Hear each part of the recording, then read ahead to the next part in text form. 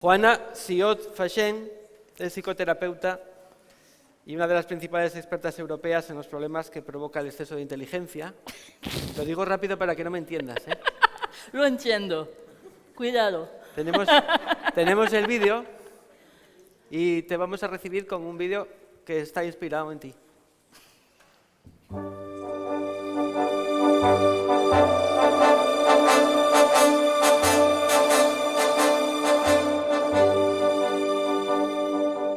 Non, rien de rien.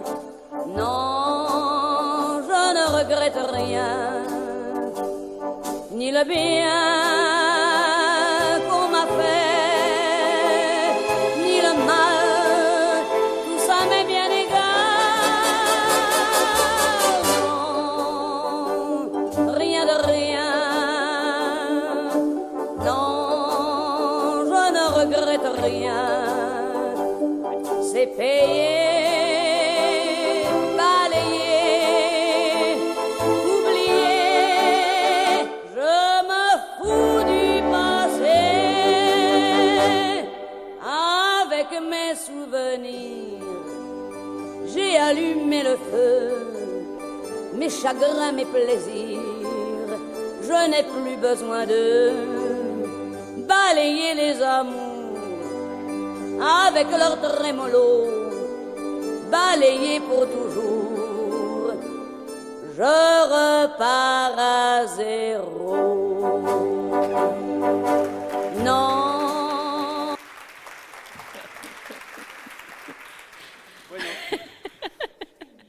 esta canción que habla de los recuerdos, de deshacerse de algunos recuerdos del pasado, tiene mucho que ver con un trabajo que hace Juana en su país, cuando ha trabajado con adultos también y les ayuda a superar pues, todos esos problemas del pasado, ¿no? Valora mucho el uso de la meditación, aquí está saliendo como veis muchas veces. Su ponencia se llama Construir una imagen fuerte de uno mismo cuando se es superdotado y las claves para vivir. Y nos va a ayudar a acercarnos a esa perspectiva psicoeducativa de apoyo a los superdotados como Edith Piaf hacía en la canción. Todo un lujo y un placer tenerla entre nosotros. Un aplauso para Juana.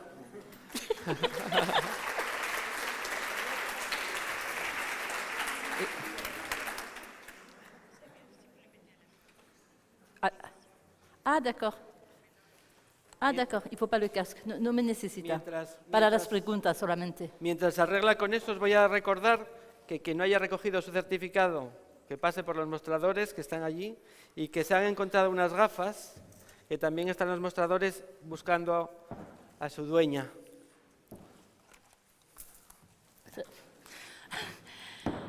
Entonces, mi nombre es Jeanne Siot Fachen. Estoy muy feliz de estar con vosotros aquí. Muchas gracias, María, de invitarme. Por invitarme. Me gustaría hablar español, pero no puedo. Pero puedo entenderlo, pero me falta mucho vocabulario para hablar. Entonces voy a hablar en francés, perdón, y espero que la traducción será confortable para vosotros. El problema es que mi amigo Gonzalo ha dicho todo. Y también Linda esta mañana. Entonces voy a pasear con vosotros. Alors maintenant, je vais parler en français, en fait. C'est ça? C'est bon pour vous là-bas? Bonjour. Alors, on m'a demandé de parler de l'image de soi et de comment construire une image de soi solide quand on est surdoué et comment on peut trouver les clés pour se sentir bien. Merci beaucoup à Gonzalo de ce qu'il nous a présenté, qui était très pertinent au niveau de la prise en charge. Et ce sont des prises en charge qui sont difficiles, mais qui sont aussi extrêmement réjouissantes. Ça va la traduction? Parce que les bascules sont à la fois subtiles et très intenses. Mais comme c'est la première fois que je parle ici avec vous, je ne rentrerai pas dans le détail de la prise en charge. Et merci de l'avoir fait. Alors, c'est ma seule tentative en espagnol. Donc, voilà, qui est un livre qui est sorti il y a à peu près 1 an et demi, peut-être, je ne sais pas bien. 3 años? Oh là là, el tiempo pasa muy rápidamente. Bon. Alors, attends, j'ai un problème. Me falta una, ¿por qué? Alors, non. Alors peut-être que certains d'entre vous, en tout cas pour ceux qui ont lu mon livre, savent que depuis longtemps, pour sortir des mythes et des représentations parfois tenaces, j'ai décidé, il y a 25 ans, d'appeler ces enfants-là, puis ces adultes-là, des zèbres. Alors pourquoi des zèbres? En français, il existe une expression, je ne sais pas si ça existe en espagnol, qui dit « drôle de zèbre », pour dire quelqu'un qui est un peu original, qui est un peu particulier, qui est un peu différent. Mais aussi, peut-être que vous savez que le zèbre, il a des rayures qui sont uniques, comme les empreintes digitales. Il n'y a pas 2 zèbres identiques. De la même façon, il n'y a pas 2 profils de personnalité de surdoués qui soient identiques. Autre chose, le zèbre, quand il court vite, ses rayures font un effet stromboscopique. On ne le voit plus passer. Autre chose, le zèbre ne peut pas vivre seul. Le zèbre est obligé de vivre avec les autres et il a besoin du lien et du lien affectif avec sa tribu. Et on verra, et vous le savez, combien les surdoués ont besoin d'être en lien avec les autres. Et que c'est souvent tout l'enjeu de la prise en charge et tout l'enjeu du fait qu'ils puissent se sentir à leur juste place. Et puis je terminerai encore sur un point important pour le zèbre, le vrai zèbre dans la savane, c'est que c'est le seul équidé, ça va équidé, qui n'est pas apprivoisable, qui n'est pas domesticable par l'homme. On ne peut pas apprivoiser un zèbre, il reste toujours sauvage. Donc il y a toujours quelque chose qui échappe. On ne peut pas en faire un chien couché, gentil, on le caresse, on le sort, on le promène, ou comme un cheval, on monte dessus. Non, le zèbre, il reste lui-même. Voilà toutes ces raisons qui m'ont poussé depuis très longtemps à parler de zèbre. Comme ça évite toutes les terminologies surdoué, précocité, haute capacité, haut potentiel, HP. C'est dit, c'est à qui? C'est compliqué pour moi parce d'être là et de vous parler français. J'ai l'impression que personne ne me comprend.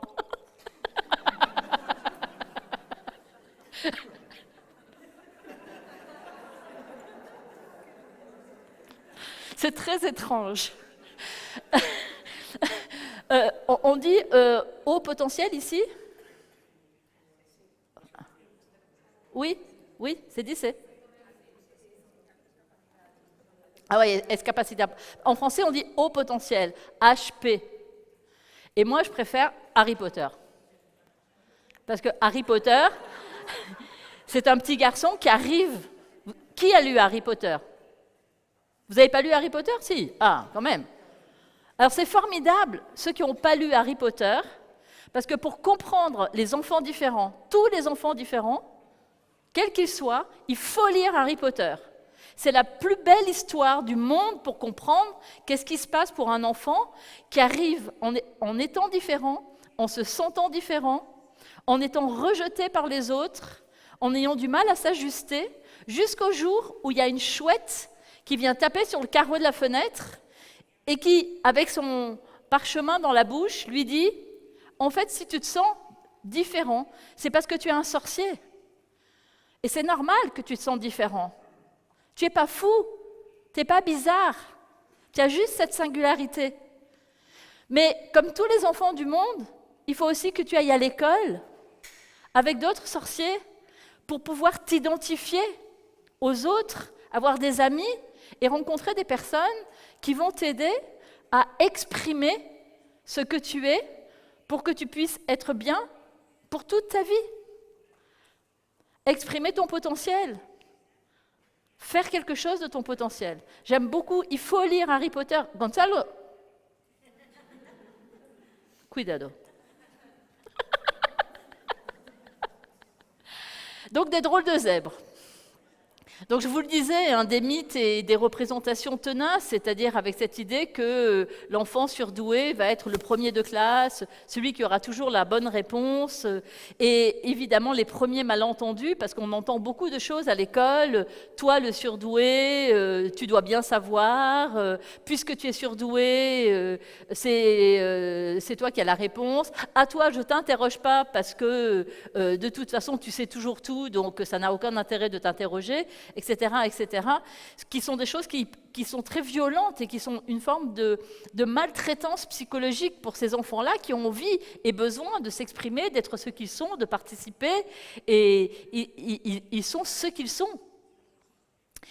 Alors, on pourrait passer vers un modèle de fonctionnement, c'est-à-dire être dans ce croisement entre, bien sûr, ces grandes capacités cognitives, cette puissance intellectuelle, cette rapidité, ce que j'ai appelé la pensée en arborescence, cette pensée qui se déploie, qui fait des liens associatifs. J'ai bien aimé les images que tu montrais tout à l'heure.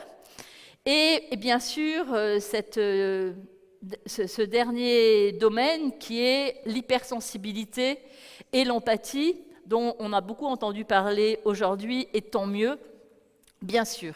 Mais je vais y revenir sur tout ça. Et j'aime beaucoup cette terminologie américaine qui parle de Intense World Syndrome, c'est-à-dire une intensité qui est à la fois du côté du cognitif et de la puissance et de la rapidité de la pensée, mais aussi du côté de l'affectif et de l'émotionnel, avec quelquefois des vagues très fortes et qui débordent et qui emportent. Et toutes les techniques et toutes les approches de régulation émotionnelle qu'il est vraiment nécessaire de pouvoir mettre en place pour ces enfants-là, et qui est la raison pour laquelle, pour ceux qui le savent, je me suis personnellement intéressée à la mindfulness et que j'ai introduit la mindfulness dans toutes mes prises en charge, que ce soit d'ailleurs avec ces enfants, ces adolescents ou ces adultes-là, et avec tous les autres. C'est souvent ma première prescription quand je rencontre un enfant, un adolescent ou un adulte surdoué, de lui dire d'abord, faites un programme mindfulness avec moi, avec quelqu'un d'autre, peu importe, et après on se revoit.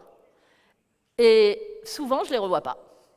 Alors, il ne faut pas avoir besoin de patients et de clients, mais c'est incroyable la puissance de la méditation, de la mindfulness, de cette forme de méditation, pour effectivement permettre à ces personnalités-là de dégager un espace à l'intérieur d'eux-mêmes, un peu comme une clairière, vous savez, dans une forêt où on peut s'asseoir sur un rondin de bois au soleil. La forêt est toujours là, mais elle est un peu plus loin. Et être dans cette clairière, ça permet d'avoir une nouvelle liberté, une liberté de choisir, une liberté d'emprunter les chemins qui nous conviennent vraiment, plutôt que d'être en permanence en pilotage automatique, dans la réactivité émotionnelle, dans la réactivité cognitive, et de fonctionner sans jamais être pilote à bord de sa propre vie. Quand on parle des surdoués, ce qui est très intéressant aujourd'hui, qui n'était pas vrai il y a 25 ans quand j'ai commencé à m'intéresser à cette population, c'est la rencontre de la clinique et des neurosciences, c'est-à-dire qu'aujourd'hui, grâce en particulier à l'imagerie fonctionnelle et cette possibilité de voir le cerveau fonctionner en direct, ça a permis de confirmer ce que nous, les cliniciens, avions compris depuis longtemps, et ça permet de faciliter la transmission du message. Ce n'est pas juste nous, des cliniciens un peu bizarres, un peu foufous, qui voyons des personnalités étranges et différentes et qui créons cette population de surdoués. Non, aujourd'hui, les neurosciences valident les différences de fonctionnement du cerveau, mais aussi de l'affectivité. Alors justement, j'ai changé mon idée pour cette présentation, et je vais commencer plutôt du côté de l'affectivité et de la dynamique émotionnelle. Je ne vais pas tout vous raconter, parce que je n'aurai jamais le temps dans cette intervention, mais j'ai choisi de sélectionner 3 points qui me semblent parmi les plus importants, mais que vous connaissez, que vous avez déjà entendu. Linda en a parlé, Anna en a parlé, Gonzalo en a parlé aussi. Qui sont ces 3 points? Qui sont d'abord l'hyperesthésie. L'hyperesthésie, qu'est-ce que c'est?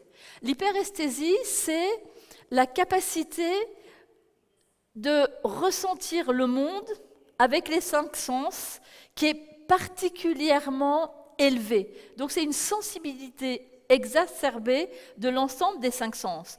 Un surdoué, il voit ce que les autres ne voient pas. Vous savez tous qu'on a une vision centrale, on se croirait dans un avion. Les sorties ici, ici. Non, c'est pas ça. Donc on a une vision centrale qui est claire, et on a une vision périphérique. Ok? Quand on est normaux-pensants, on a une vision périphérique à peu près jusqu'ici. On peut faire un test très facilement. Ce n'est pas la peine de passer des grands bilans, des tests de QI, des tests de personnalité. Je vais vous faire un petit test, là, comme ça. Vous pouvez tous tester parce que vous aurez tous envie de voir vous-même comment vous voyez vos mains. Donc, les normaux-pensants, pardon pour l'expression, mais vous comprenez ce que je veux dire, voient jusqu'ici à peu près les mains. Ok? On regarde droit et on voit ses mains. Moi, je vois mes mains là. Les surdoués, ils voient leurs mains ici. Ah avec tes chaises, c'est difficile. Ils le voient. Moi, je sens bien que j'ai mes mains là, parce que j'ai une conscience proprioceptive de mon corps, heureusement, et je sens que mes mains sont là, mais je ne les vois pas, ici. Un peu. Enfin, bon. Et ce qui fait souvent dire, d'ailleurs, aux parents, comme aux professeurs, on a l'impression qu'il a les yeux derrière la tête. C'est vrai. De la même façon, les surdoués, ils perçoivent des sons beaucoup plus infimes que énormément d'autres personnes. C'est-à-dire qu'à la fois, ils vont être dans la conversation, mais en même temps, ils vont entendre les pompiers qui passent dans la rue, les sirènes ailleurs, le chant des oiseaux, le copain à côté qui discute, les parents dans la cuisine qui sont en train de s'engueuler et il a peur que peut-être ils vont divorcer. D'ailleurs, il a entendu que son copain Julien, ses parents ont divorcé. Oh là là, mais moi, j'aimerais pas que ça m'arrive, etc., etc. En même temps, il entend la conversation de sa sœur avec son petit copain dans sa chambre et à table, si la sœur l'embête, il lui dira oui, et toi, Mario, ça va? Il aura une arme fatale pour venir embêter sa sœur. En tout cas, ils entendent à la fois sur des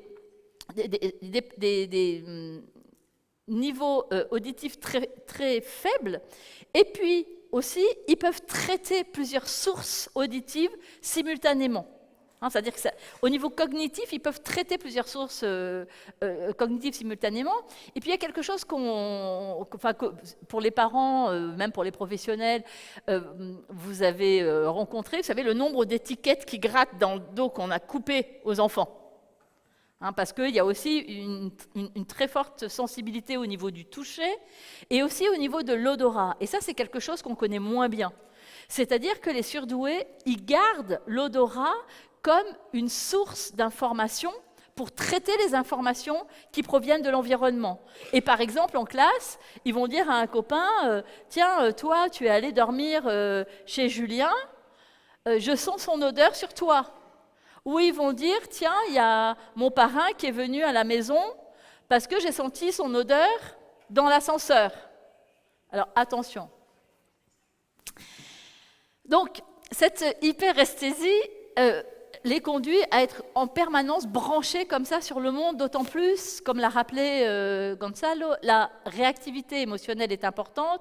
Et la réactivité émotionnelle, c'est le fait de réagir très fort pour un stimulus qui, pour quelqu'un d'autre, semblera peu important. En français, je pourrais dire que ce qui est une broutille pour quelqu'un d'autre va déclencher chez eux un cataclysme émotionnel.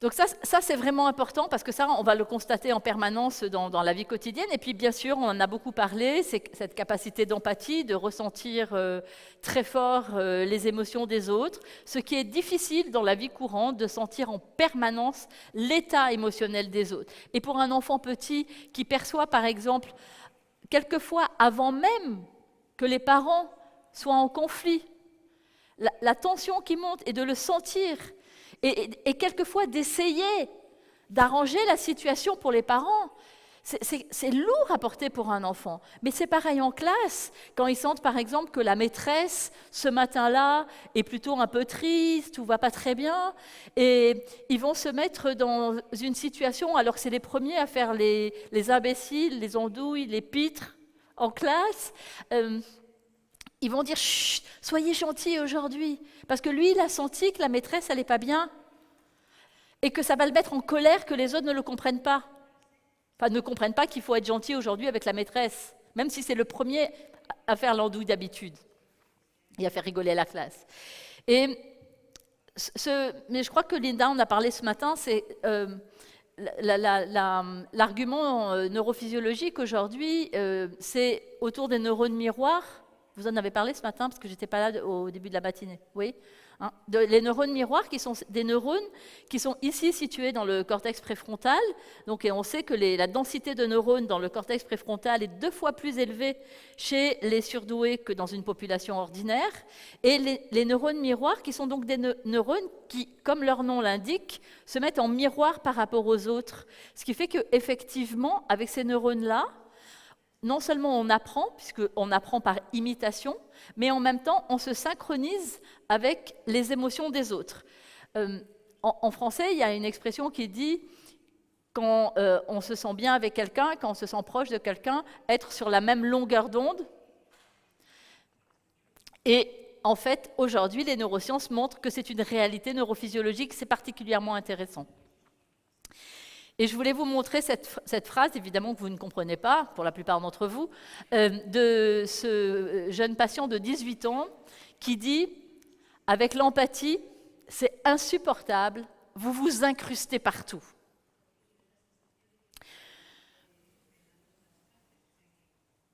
Vous dire aussi un mot de cette notion d'ascenseur émotionnel, c'est-à-dire les émotions qui montent et qui descendent extrêmement vite.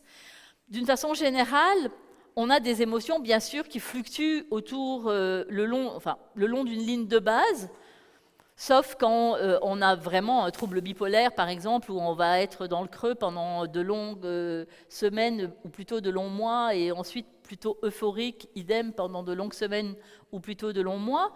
Mais les surdoués, dans une même journée, dans une même heure, quelquefois dans 5 minutes, 3 minutes, ils vont avoir des pics comme ça de « Waouh, je suis le plus fort du monde, je peux tout faire », une sensation de puissance parce qu'ils sont en connexion avec leur grande capacité, leur grande créativité, leur talent, toutes leurs possibilités.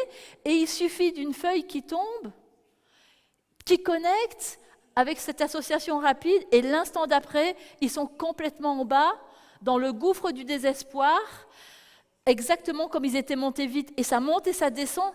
Et c'est pour ça que toutes les pratiques de régulation émotionnelle sont particulièrement importantes, et qu'il faut aussi entraîner les surdoués à repérer dans leur corps ce qu'il en est des émotions, pour justement pouvoir sentir, et quand ça monte, et quand ça descend, et devenir leur propre laboratoire d'autorégulation. Alors maintenant, cette fois-ci, c'est en anglais, parce qu'il n'y a pas de raison, mais j'aime beaucoup ce poème de Perlebuck. Donc, vous l'avez en anglais, je vais le lire en français, et vous allez avoir la traduction en espagnol. Un effleurement est un coup, un son est un bruit, un malheur est une tragédie, une joie est une extase, un ami est un amoureux est un Dieu, et un échec, c'est la mort.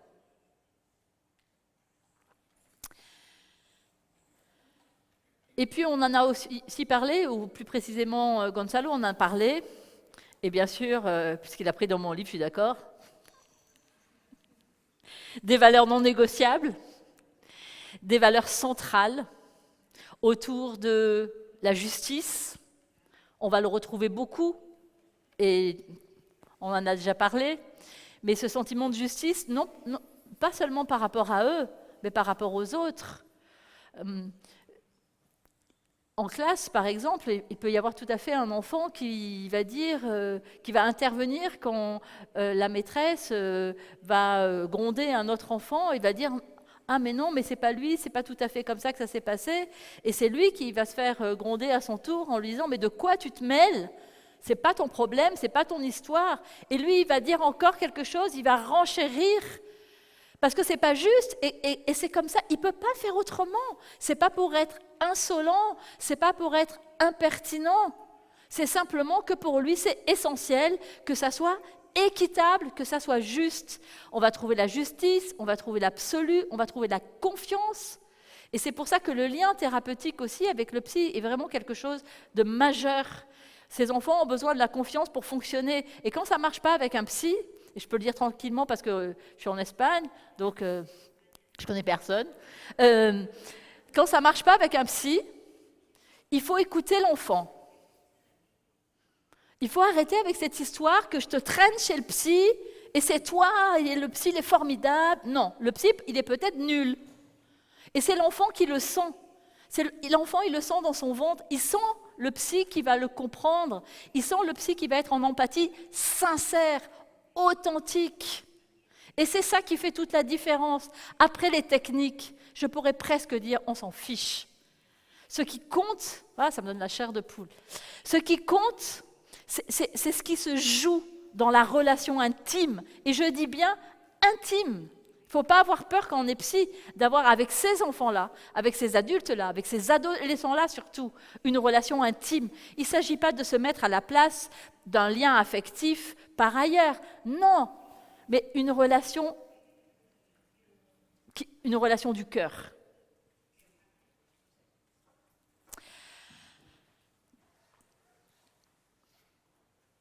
La vérité,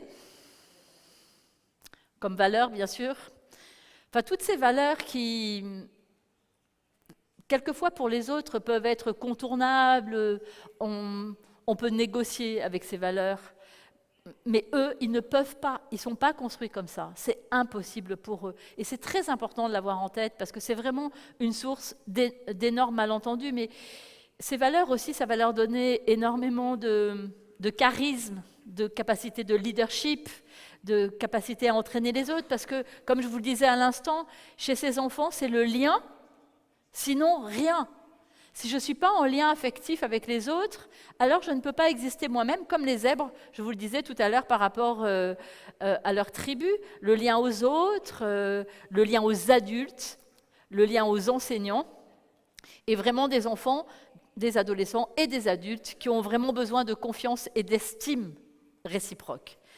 Et moi, j'ai voulu commencer par les aspects émotionnels, parce que moi, je considère que finalement, on peut dire tout ce qu'on veut sur ces personnalités-là, mais un surdoué, ça ne pense pas avec sa tête.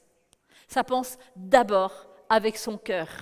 L'ingérence affective est constante dans tous les actes de leur vie, y compris dans l'acte cognitif. C'est-à-dire que quand ils pensent d'abord, pardon pour l'expression, avec leur tripes, bien avant que de penser avec leur tête. Et ça aussi, c'est un malentendu énorme que peuvent avoir les personnes qui ne connaissent pas cette population.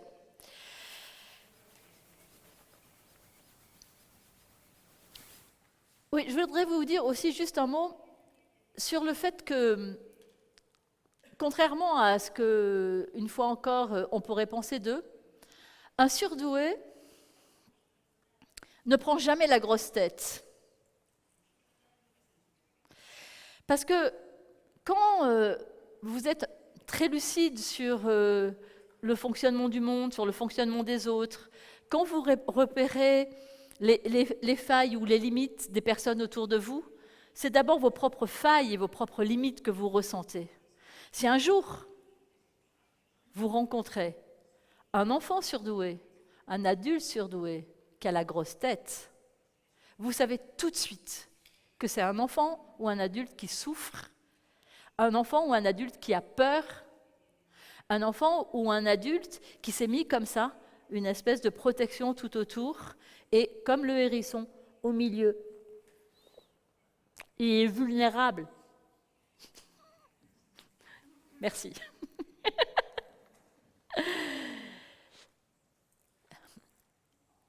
Je repars maintenant du côté du fonctionnement cognitif singulier pour repasser rapidement sur des notions que vous avez déjà entendues toute la journée.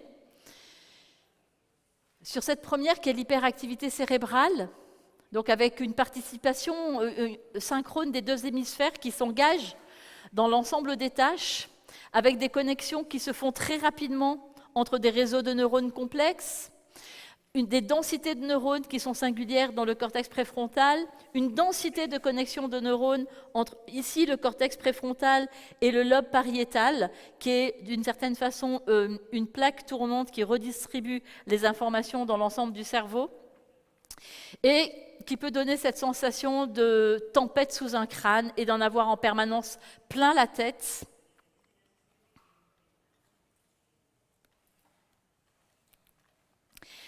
Et voilà ce que me disait un jeune patient. C'est tellement intense dans mon crâne que j'ai parfois l'impression que je suis en surchauffe et que quelque chose va lâcher.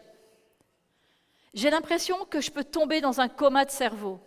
Et ça me fait peur. Alors j'essaie de me forcer à ne pas penser, mais je n'y arrive pas. C'est comme si j'étais prisonnier de mon cerveau. Combien de patients demandent en consultation le bouton « Stop » ? Comment arrêter cette infernale machine à penser ? Comment m'arrêter de penser ?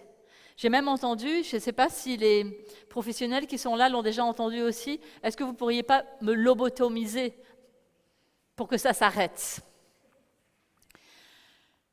L'autre particularité, c'est la vitesse de transmission, c'est-à-dire déjà une vitesse de transmission entre les informations qui sont captées dans l'environnement et le traitement par le système nerveux central, ça va beaucoup plus vite, 2 fois plus vite entre, pardon pour ces normes, mais entre quelqu'un qui aurait un QI de 140 et quelqu'un qui aurait un QI de 100, mais aussi à l'intérieur du cerveau, les informations circulent beaucoup plus rapidement, et donc il y a cette ébullition qui est constante.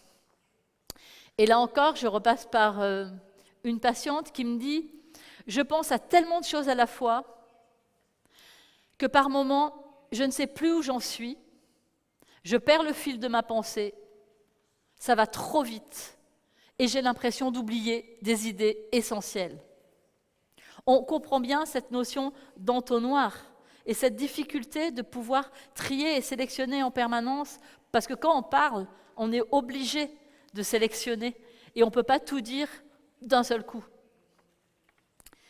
Et puis, Gonzalo en a parlé aussi il y a un instant, c'est cette notion très importante de déficit d'inhibition latente. Et ça, qu'est-ce que ça veut dire ? Ça veut dire qu'il n'y a aucune hiérarchisation dans l'entrée des informations qui sont toutes traitées au même niveau d'importance. Mais tu l'as très bien expliqué tout à l'heure. C'est-à-dire que toutes les informations arrivent dans le cerveau et commencent à voir directement quelle est la bonne information à cet instant précis. Nous, les normaux pensants, enfin pour ceux qui sont normaux pensants dans cette salle, on arrive au monde avec un système automatique qui fait que, par exemple, quand on est en classe ou quand on est dans une conférence, plutôt que de penser à ce que vous allez manger ce soir, au fait que vous avez un peu trop chaud, sentir l'odeur de votre voisin, regarder comment je suis habillée, vous demander pourquoi j'ai mis cette diapositive, penser à quelque chose du passé, anticiper sur quelque chose que vous devez faire demain parce que vous devez aller déjeuner chez vos beaux-parents et ça vous casse les pieds, peu importe. Eh bien, normalement, si vous êtes normaux-pensant, de façon automatique, votre attention, elle est focalisée sur ce que je suis en train de dire ou sur le fait que vous regardez les diapos. C'est un système automatique, cette sélection d'informations pertinentes dans un contexte. Un enfant surdoué, il n'est pas équipé, il n'est pas livré avec ce système-là. C'est un peu comme une voiture. il n'a pas l'option. Ce qui veut dire que, comme me disait cet enfant-là, il faut penser à réfléchir. Pour nous, c'est plus compliqué, parce qu'il faut penser à réfléchir. C'est-à-dire se dire, ah, oh là là, attends, alors, là, la maîtresse, elle est en train de dire ça. Ah non, ah oui, donc c'est ça qui est important? Ah oui, non, toi... donc ça demande un effort cognitif particulier pour se centrer sur ce qui est important et pouvoir effectivement être efficace par rapport à la tâche. Ça va, je ne vais pas trop vite? Vous suivez? Tout va bien? Merci. Et puis le dernier point, c'est le surengagement de l'hémisphère droit, c'est-à-dire que comme il a été montré par Anna, je crois, tout à l'heure, l'hémisphère droit qui est celui qui va s'occuper plutôt de tout ce qui est du traitement simultané, du traitement analogique, c'est-à-dire le fait d'associer les idées par rapport au sens, et non pas par la logique, qui est plutôt du côté du cerveau gauche, et du traitement analytique des informations, du traitement séquentiel. Le cerveau droit, lui aussi, du côté de la créativité, du côté de l'intuition, du côté de l'affectif. Le cerveau gauche est lui plutôt du côté de la rationalité, de l'argumentation, de la justification. C'est avec le cerveau gauche qu'on peut transmettre sa pensée. Et quand le cerveau droit s'engage comme ça plus rapidement, on peut quelquefois avoir du mal à exprimer vraiment ce que l'on pense. Parce que, comme effectivement je l'ai formalisé, ce sont des enfants, des adultes, qui ont cette pensée en arborescence. C'est-à-dire une foultitude d'idées qui se déploient en permanence et à l'infini, une nouvelle idée entraînant toujours une nouvelle idée, une nouvelle pensée, une nouvelle question, une nouvelle hypothèse, et rarement, voire jamais, une certitude. Donc avec cette arborescence qui se déploie constamment, et on peut comprendre à quel point ça peut être compliqué de fonctionner dans ces ramifications qui sont constantes. Et comme me le disait, là encore, un petit garçon de 7 ans qui rentre dans mon bureau un matin et qui me dit « Tu comprends, dans ma tête, j'ai un arbre généalogique de mes problèmes. » Et on peut comprendre aussi comme ça peut être quelquefois difficile d'attraper la bonne idée, l'idée efficace, l'idée dont on a besoin dans le contexte qui est le nôtre, comme je vous le disais il y a un instant. Donc, cette espèce d'effort cognitif constant pour attraper l'idée dont on a besoin. Alors, voilà encore 2 exemples cliniques. Le premier, c'est une jeune adolescente de 14 ans. Je fais régulièrement dans les établissements scolaires des interventions et des groupes avec des adolescents surdoués. Et elle me dit, les enfants normaux, quand on pose une question, il y a une antenne qui se lève et ils réfléchissent autour. Alors que nous, il y a 25 antennes qui se lèvent et du coup on s'embrouille et on n'arrive plus à canaliser. Pour s'exprimer, ça devient très difficile. Et je vais vous montrer aussi une deuxième vignette clinique, un peu plus compliquée, alors en plus avec la traduction. Enfin, pas pour la traductrice formidable, mais c'est un peu plus compliqué, parce que déjà, c'est un petit, il faut bien être attentif pour saisir ce que dit ce jeune homme de 17 ans, Raphaël. Il me dit, on peut voir le monde linéaire comme une décision arbitraire par rapport à toutes les possibilités qui se trouvent au fond. Vous savez, un peu comme une tapisserie sur le mur un peu chargée. Et tout d'un coup, il faut décider qu'on va prendre ce petit morceau. Il dit, quand je suis sur un mode en arborescence, c'est plus difficile avec le langage, car je peux avoir simultanément 4 mots qui veulent dire la même chose, ou presque, et qui se présentent au même moment. Parce que bien sûr, quand on parle de façon séquentielle. Je suis obligée, pour parler, d'utiliser des phrases avec des mots qui viennent les uns à la suite des autres. Et la pensée séquentielle, c'est cette pensée qui s'organise de façon progressive. On part du point A pour arriver au point B et on franchit des étapes les unes à la suite des autres dans un ordre logique. La pensée en arborescence, on part du point A, l'arborescence se déploie, Peut-être qu'on rencontrera le point B, ou pas. Mais c'est comme ça, en tout cas, que fonctionne la pensée de ces enfants-là. Alors ça, c'est évidemment, et en anglais, une illustration de ce que je suis en train de vous dire, c'est-à-dire la différence entre tout ce qu'il peut y avoir dans la tête d'un surdoué et sa capacité à en exprimer quelque chose, donc vraiment cet effet entonnoir, qui est parfois assez complexe pour eux à réguler, parce que ça demande une énergie, ça demande un effort, c'est fatigant. C'est fatigant. Ça ne veut pas dire que c'est un trouble, que c'est une pathologie, mais c'est juste fatigant.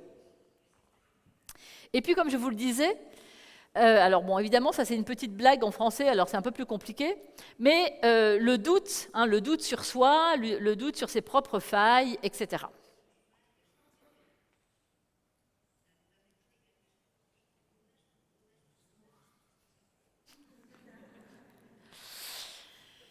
Et puis, bien sûr, dans cette arborescence, les émotions qui se tissent en permanence avec la pensée. Donc, la pensée se déploie et l'écho émotionnel s'intrique.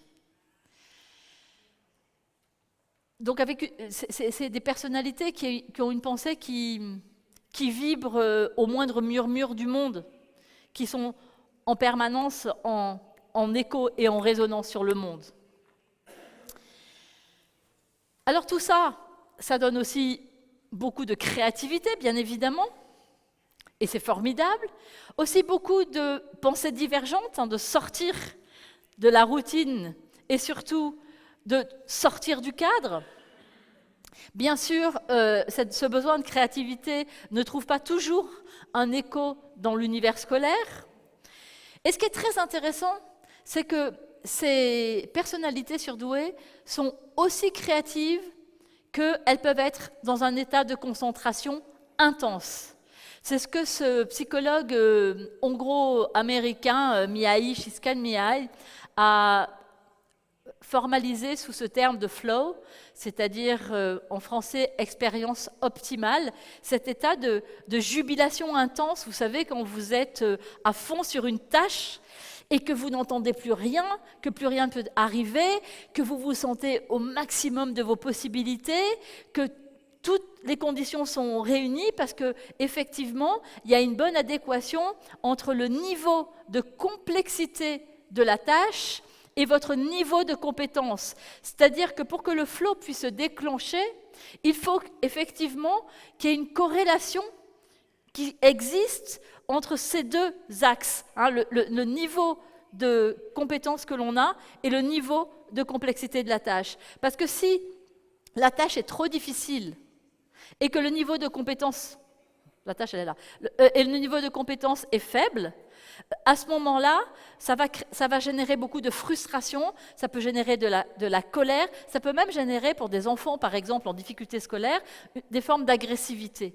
À l'inverse, si le niveau de complexité est très faible et que votre niveau de compétence est élevé, à ce moment-là, ça va générer de l'ennui et quelquefois du décrochage. Donc cette arborescence qui se tisse et qui s'intrigue constamment, mais qui va aussi donner la fulgurance, la précognition, et bien sûr l'intuition. Et l'intuition, ce n'est pas quelque chose d'un peu bizarre. L'intuition, c'est la rencontre entre ce que l'on sait déjà, les compétences qui sont les nôtres, notre mémoire à long terme, qui est très importante chez les surdoués, et l'analyse extrêmement rapide de l'ensemble de l'environnement, qui est aussi une caractéristique, cette compréhension et cette analyse à 360 degrés, très rapide, qui fait qu'on se saisit de l'ensemble des informations, on les confronte à ce qu'on va réévoquer de nos compétences et nos connaissances acquises, et les émotions vont faire émerger la chimie nécessaire pour dire « Waouh, je sais !» Sauf qu'un instant après, le mental qui règne en maître sur nos vies va venir nous dire « mais non, mais c'est débile, c'est totalement idiot, c'est pas ça ». Et puis bien sûr, quand quelqu'un va vous dire « mais ok, mais comment tu le sais ?» Qu'est-ce que va répondre un surdoué? Je le sais parce que je le sais. Je le sais parce que c'est évident. Et là encore, ce n'est pas de l'insolence, ce n'est pas de l'impertinence. C'est juste que, comme tout est allé très vite dans leur tête, que les connexions se sont faites très rapidement, que l'arborescence est déployée, ils n'ont pas eux-mêmes le cheminement pour pouvoir expliciter leur propre procédure. Ils n'ont pas cette capacité métacognitive, c'est-à-dire avoir cette visibilité sur son propre fonctionnement. C'est pour ça que c'est très important, ce qu'a dit Gonzalo tout à l'heure, c'est-à-dire de devenir les experts de soi-même et de savoir ce qui se passe dans nos têtes et comment on pense et comment on fonctionne et comment on vit avec nos émotions, parce que c'est la seule clé importante, c'est-à-dire acquérir des compétences métacognitives, mais aussi méta-émotionnelles. Ah ben, je l'avais juste là après, donc voilà. Ou cet enfant qui disait dans un problème, je vois le début, je vois la fin, mais au milieu, je ne sais pas ce qu'il y a. Alors ça, je viens de vous le dire, hein, je le sais parce que je le sais parce que c'est évident. Et enfin, ce qu'on peut bien comprendre, c'est à quel point ces particularités de fonctionnement, à la fois sur le plan émotionnel, peut-être surtout, comme je le disais, sur le plan émotionnel et sur le plan cognitif, vont créer, comme dans cette histoire que vous connaissez aussi ici en Espagne, du vilain petit canard, oui, ce sentiment de décalage. Et que ça peut générer, comme chez Harry Potter, une certaine forme d'agressivité de l'entourage et pour la construction de l'image de soi de l'enfant qui se sent différent, sans savoir pourquoi, une forme de souffrance un peu muette, parce que la souffrance, elle n'est pas forcément mentalisée, conscientisée. Elle est juste là, c'est une espèce de halo de sentiment d'étrangeté. Alors ça devient plus percutant à l'adolescence, ce sentiment de différence, parce que les adolescents, souvent, quand on les rencontre en consultation, ils disent « mais moi j'avais l'impression d'être débile ou d'être fou ». Combien j'en ai vu qui disaient qu'ils avaient l'impression d'être fous, et combien j'ai vu aussi d'adultes, et qui d'ailleurs ont été quelquefois diagnostiqués comme schizophrènes, comme bipolaires, et un tas de diagnostics psychiatriques fantaisistes et d'errance diagnostique, alors que c'est simplement leur fonctionnement, et que de les accompagner avec cet éclairage-là, et la seule voie possible pour les aider à avancer sur leur chemin. Enfin, ça me met très en colère, donc il ne faut pas que je reste centrée. Parce que ce n'est pas la différence qui fait souffrir, mais le sentiment de différence. La différence, c'est OK à partir du moment où c'est intégré par tout le monde et à ses propres yeux. Et ça fait souffrir aussi dans cette difficulté, en particulier dans le développement de l'enfant et de l'adolescent, dans l'identification aux autres, aux pairs, P-A-I-R-S. Moi, je me souviens, cette adolescente qui me disait, même quand je suis avec les autres, même quand j'essaie de m'intéresser à ce qui intéresse les autres, quand je suis dans un groupe, et c'était une fille qui était bien intégrée, personne ne pouvait se douter ce qu'elle vivait, elle, dans l'intimité d'elle-même. Et elle disait, mais quand je suis avec les autres, j'ai toujours l'impression qu'il y a une vitre et que je ne suis pas tout à fait en contact, que je suis toujours un petit peu derrière la vitre. Ça me donne la chair de poule, il faut que je finisse cette intervention. Et puis parfois, malheureusement, un sentiment qui est un fer de tout ça, bien sûr, qui est le sentiment de solitude, hein, le sentiment d'être seul. Et que personne, c'est pour ça que le lien avec les parents, le lien avec les enseignants, le lien avec les thérapeutes est essentiel. Parce que le sentiment de solitude, il rôde. On est dans une société où, effectivement, il faut que tout le monde fonctionne à peu près pareil, et que si vous fonctionnez différemment, on va essayer de faire en sorte que vous rentriez dans le moule, dans le cadre, ce qui va compliquer considérablement la construction de l'image de soi, parce qu'on ne peut pas zapper, hein, il faut qu'on grandisse tel que l'on est, et que bien sûr, la confiance en soi se construit D'abord, peut-être surtout, en tout cas aussi, dans le regard des autres. Et que, comme le disait Linda, je crois, tout à l'heure, quand vous êtes toujours considéré comme trop sensible, trop excessif, trop entier, trop rapide, trop lent, trop absorbé, trop dispersé, enfin bref, toujours trop quelque chose, waouh! C'est quand même particulièrement difficile de pouvoir se réaligner sur mais qui je suis moi au fond de moi. Et sur le terrain scolaire, il y a une relation très importante entre accomplissement et estime de soi. Parce que le surdoué, il a beaucoup de croyances négatives sur ses propres capacités et sur ses propres compétences. Parce que comme il n'arrive pas à utiliser efficacement son intelligence, sa forme d'intelligence et sa sensibilité dans la vie et en particulier à l'école, qu'est-ce qu'il va penser cet enfant? Qu'est-ce qu'il va en conclure? Il va en conclure « je ne suis pas capable », voire « je suis nul ». Et on comprend combien ça attaque l'image de soi. Souvent d'ailleurs, les enfants surdoués, en tout cas en France, et ceux que j'ai rencontrés, bien évidemment, j'en ai rencontré quand même beaucoup, disent que ce qu'ils aiment dans le fait d'aller à l'école, c'est de retrouver leurs copains. Mais pas tellement l'école pour ce qu'elle est, quand ça fonctionne avec les copains. Donc tout l'enjeu, ça va être se faire accepter. Ils peuvent mettre en place plusieurs stratégies. L'inhibition, qui est une stratégie d'adaptation, puisqu'on attend de moi que je sois comme les autres, que comme le montrait tout à l'heure, je crois que c'est Anna avec le jardin, qu'il ne faut pas que je sois une fleur qui dépasse, eh bien je vais faire en sorte d'être une fleur comme toutes les autres. Donc des enfants qu'on peut retrouver aussi à l'adolescence avec des formes de dépression particulières. Et l'erreur des psys, pardon, j'en suis, enfin pas comme ça, mais psy, c'est par exemple dans des thérapies classiques, on va dire, on va interroger verbalement l'adolescent sur qu'est-ce qui se passe, qu'est-ce qu'il ressent, etc. Mais on se retrouve justement avec un adolescent qui a décidé d'arrêter cette infernale machine à penser.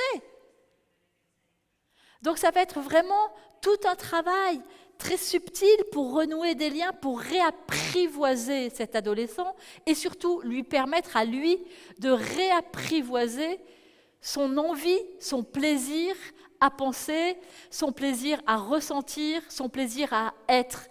En France, quand on parle de psychologie et de thérapie, on dit qu'un psy suit son patient.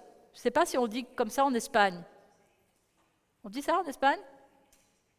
Enfin. En tout cas, ce qui est sûr, c'est que les surdoués, on ne les suit pas. Il n'y a pas le psy devant, le patient devant et le psy qui suit derrière. Non, on est devant, on prend fort par la main et on l'emmène. Sinon, ça ne marche pas. Donc ça, c'est la première stratégie, mais qui peut être très compliquée, parce qu'il y a vraiment des enfants qui peuvent se retrouver dans des états d'inhibition très importants. L'autre possibilité, c'est de faire le pitre, comme je disais tout à l'heure, c'est-à-dire être le comique de la classe, pour essayer de dégager, et on sait que ces enfants ont un sens de l'humour qui est très développé, et l'humour, c'est une manipulation cognitive des émotions. C'est une possibilité de mettre à distance les émotions qui parfois sont trop fortes. Et donc de faire l'imbécile, on devient celui qui est drôle dans la classe, et c'est une excellente façon, quelquefois, de se faire accepter, de se faire des amis, et de se sentir bien avec les autres. Après, on peut adopter la Zorro-attitude. Ça, Zorro, c'est espagnol quand même. Non, oui. C'est-à-dire de vouloir sauver les autres. Chez les adolescents, et en particulier les adolescentes, être les confidentes.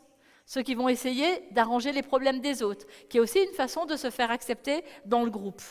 Ou alors, on peut de façon paradoxale développer des difficultés scolaires, des difficultés de comportement, qui vont être ensuite estampillées, étiquetées, troubles du comportement, ou qui n'en sont pas forcément. Mais c'est une autre façon d'exister. Quand on a des difficultés, on devient visible. Sinon, ces enfants-là peuvent avoir peur d'être transparents et de ne plus être aimés. Parce que je vous rappelle que c'est quand même la seule chose après laquelle nous courons tous ou que nous espérons tous, c'est d'être aimés, parce que tout le reste, on s'en fout. Ou enfin, souffrir en grand, c'est-à-dire effectivement, pour certains, malheureusement, développer d'authentiques pathologies et qui les met au centre. Et vous savez, c'est très particulier, parce que quand on voit des surdoués en consultation qui viennent avec leurs parents, eh bien, il y en a qui résistent, qui ne veulent pas aller mieux, et parce que finalement, aller mieux, ils n'attireraient plus, pense-t-il, toute l'attention de leurs parents. Surtout qu'avec les surdoués, en tout cas c'est mon expérience, moi je ne vois pas que des surdoués, je vois tous les enfants, enfin tous ceux qui viennent me voir, les enfants, les adolescents ou les adultes qui peuvent rencontrer des difficultés. Mais ce qui est très particulier en consultation, je ne sais pas si les autres psychologues ici présents peuvent confirmer cette observation, c'est que souvent quand les enfants, les adolescents sont surdoués, il y a les papas, beaucoup plus que pour les enfants habituellement. Les papas se mobilisent plus pour les enfants surdoués, en tout cas dans mon expérience. Et donc, comment lâcher sa difficulté et que tout d'un coup, le père il va repartir bosser tranquille et ça y est, c'est réglé, maintenant ça redevient le problème de la mère. Donc, il y a vraiment ça qui interroge et qui peut compliquer les situations, jusqu'à des enfants qui peuvent vraiment mettre en place des mécanismes de défense beaucoup plus puissants. Donc, cette défense par la cognition, c'est-à-dire tout passe par le filtre cognitif. Il y a une coupure par rapport au monde émotionnel et qui peut être relativement grave à un certain âge de la vie. L'humour, je viens d'en parler. Et puis aussi pour certains autres, la création d'un monde interne très riche, mais un monde interne protecteur dans lequel ils vont aller s'échapper et qui les rassure, y compris dans des situations scolaires. Ils partent dans leur tête, ce qui fait toute la différence d'ailleurs entre les enfants qu'on va souvent observer qui peuvent être agités, qui ont besoin de bouger, qui ont ce besoin de stimulation permanente, que ce soit des stimulations dans le relationnel, avec les autres, avec l'enseignant, que ce soit des stimulations cognitives, que ce soit des stimulations kinesthésiques, que ce soit des stimulations émotionnelles, et donc qui bougent en permanence, et des enfants qu'on dit dans la lune, qui sont absents, c'est les deux facettes de la même pièce, de ceux qui effectivement agissent leur fonctionnement, et de ceux qui s'extraient dans leur monde interne protecteur. Donc, ce qu'on va pouvoir trouver plus tard, malheureusement, quand ces stratégies ont été mises en place, pour la construction de l'image de soi, c'est une identité en faux self, c'est-à-dire des masques que ces enfants, ces adolescents peuvent mettre, c'est-à-dire ils grandissent avec une image complètement autre d'eux-mêmes, ils donnent une image souriante ou une image adaptative en tout cas, alors que derrière les tourments sont importants ou que les émotions grondent ou que la frustration est immense, que le sentiment de solitude est très présent, peu importe les difficultés que l'on cherche à masquer, mais en particulier les filles, mais les garçons aussi bien évidemment, vouloir à tout prix correspondre à ce que les autres attendent, une fois encore, pour se faire accepter, ou essayer d'enlever ses rayures, puisque là je reviens aux zèbres, pour essayer d'être comme tout le monde, ou encore se construire avec une image de soi multifacette, vous savez, comme ces boules qu'on trouve dans les boîtes de nuit, je suppose en Espagne aussi. Enfin, plus à ma génération, j'avoue, je ne sais pas si aujourd'hui je ne vais plus dans les boîtes de nuit. Sauf si quelqu'un m'emmène ce soir dans une boîte de nuit à Oviedo.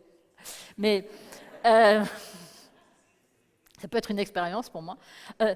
Les boules à facettes qui, en fait, vont envoyer une image de soi différente selon la personne avec laquelle on est en interaction et qui va réfléchir une image aussi particulière.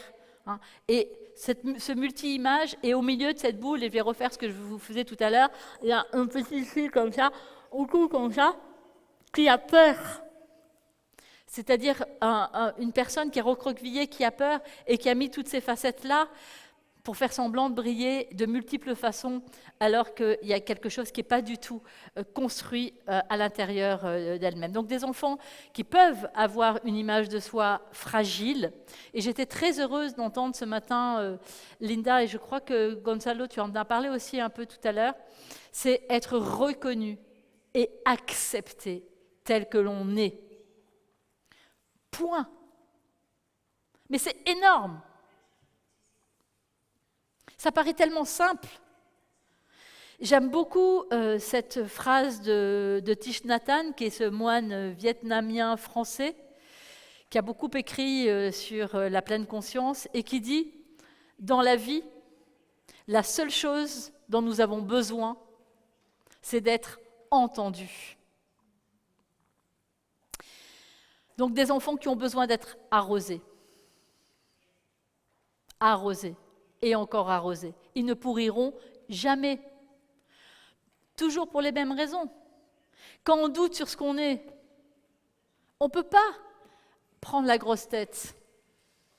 Des enfants qui ont besoin d'être arrosés. Des enfants qui ont besoin qu'on soit fiers d'eux, qui ont besoin d'être alimentés dans ce qu'on appelle en psychologie du renforcement positif.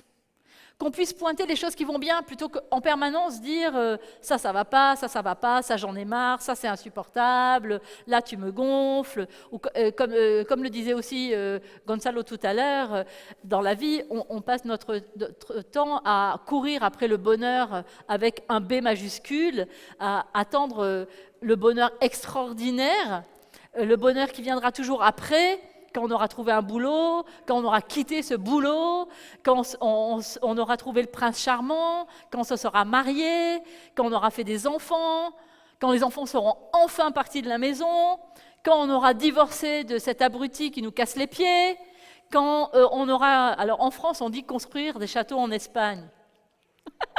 Ça veut dire avoir comme ça tout un tas de richesses possibles. On dit comme ça, c'est une expression française. Et donc, ou alors quand effectivement on sera parti à l'autre bout du monde sur une île déserte pour que plus personne nous emmerde, ou quand on sera à la retraite. Donc toujours le bonheur qui viendra après.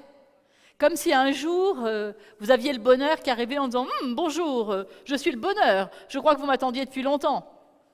Non, ça ne marche pas comme ça, le bonheur. Le bonheur, ce qui est important, c'est la capture, l'attention aux petits bonheurs minuscules, parce que c'est eux qui construisent et qui fabriquent le bonheur majuscule. C'est eux qui fabriquent notre sentiment de bien-être subjectif. Parce qu'en psychologie, ça s'appelle comme ça, le bonheur. C'est le bien-être subjectif, c'est-à-dire la sensation que l'on éprouve. Et ça, tous les jours de nos vies, on peut capturer des petits bonheurs. Alors moi, j'ai inventé une machine à capturer le bonheur que je donne à mes petits patients. Et c'est un petit compteur comme ça, et leur mission, s'ils l'acceptent, c'est que chaque fois qu'ils vivent une petite chose, ils sortent pour une activité en plein air et il ne pleut pas, c'est-à-dire on n'est pas au Oviedo, vous voyez ce que je veux dire, et hop, ils cliquent sur leur machine à bonheur, ou le parent les a accompagnés à une activité, alors qu'en général, ils prennent le bus, hop, ils cliquent, un copain a partagé son goûter, hop, ils cliquent. Oui, noter, c'est bien pour les plus grands, mais cliquer, ça a un côté plus ludique. Hein, mais c'est la même idée, bien évidemment. Mais de cliquer... Après, on peut regarder combien on a enregistré de petits B, de petits clics et de petits bonheurs dans la vie ordinaire. C'est un truc que je te donne, Gonzalo. Et donc, le besoin de fierté, qui est très important chez ces enfants. Et je me souviens de cette Elsa de 13 ans qui était très surdouée et qui un jour arrive dans mon bureau et me dit « Je suis contente parce qu'aujourd'hui, j'ai vu pour la première fois depuis longtemps une petite flamme de fierté briller dans le regard de mes parents. »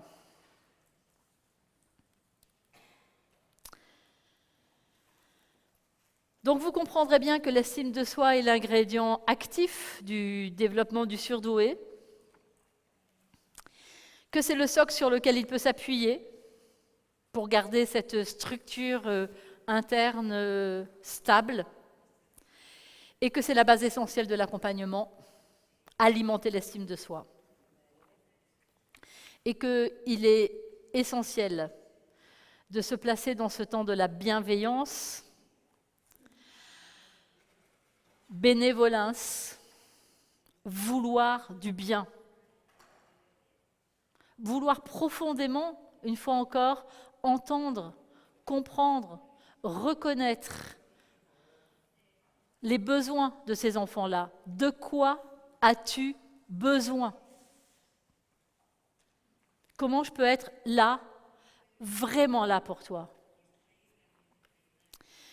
Il faut savoir aussi, si on repasse du côté des neurosciences, que la bienveillance, il y a des études magnifiques qui montrent que la bienveillance répare le cerveau. Donc vous savez que notre cerveau est plastique. Eh bien la bienveillance, ça permet de tracer de nouvelles voies neuronales et que notre cerveau devient différent parce que la bienveillance a agi. Donc comment transformer cette force qu'on pourrait considérer comme fragile en force de vie? Vous connaissez ça? Hein? Vous savez comment ça s'appelle en japonais? Ça s'appelle Kinsukuru. Non, il faut que je lise quand même. Kinsukuri. Je n'ai pas l'accent japonais, hein, pardon. C'est cet art au Japon de réparer une poterie, ouh là là, je ne sais même plus le dire en français, avec de l'or. Et donc c'est du vrai or, et que la pièce de poterie sera plus belle après qu'avant. Donc donner à ces enfants suffisamment de confiance en soi pour qu'à chaque instant de leur vie, et c'est pour ça, une fois encore, que la mindfulness est si importante, qui permet de se relier à ces ressources, celles qu'on a toujours là, mais qui quelquefois sont recouvertes de mille et une choses et on n'y a plus accès. Et comme le petit poussé du conte, de remettre les cailloux pour pouvoir retrouver ce chemin et aller puiser dans notre puits cette confiance dont on a besoin. La confiance en soi, c'est avoir profondément foi en ce que l'on est, avec nos forces, mais aussi nos fragilités. Il ne s'agit pas de dire « je suis le plus fort ». La confiance en soi, c'est cette capacité à s'accepter aussi soi-même profondément avec tout ce que l'on est, mais aussi cette confiance que l'on peut avoir dans les autres et dans la vie en général. C'est-à-dire qu'on peut s'appuyer sur la vie.